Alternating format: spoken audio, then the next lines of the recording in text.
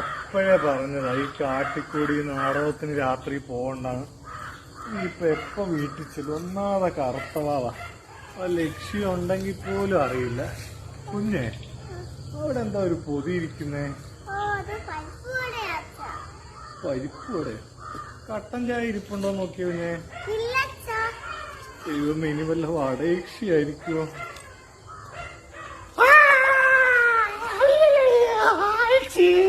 അയ്യോ, ഞങ്ങളെ ചോര കുടിക്കില്ല. ഞാൻ കഴിഞ്ഞ ആഴ്ച ചോര കൊടുത്തതേ ഉള്ളേ.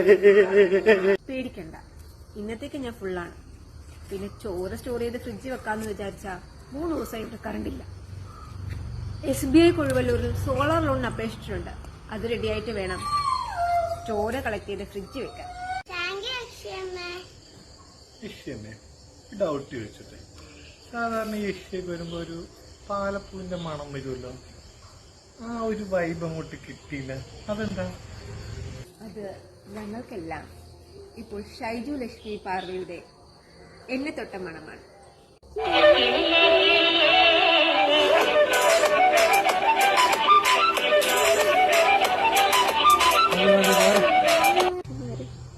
എല്ലാ അക്ഷമാരും എന്നെ തൊട്ട മണം മേടിക്കണേ.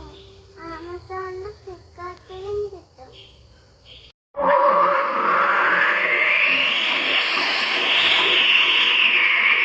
കുമാരേട്ടാ, എന്റെ കുമാരേട്ടാ. ആരാണത്? ആരാ ബുക്ക് വെച്ചേ? സത്യം പറ. ആരാണ് ബുക്ക് ചോദിച്ചേ? സത്യം പറ.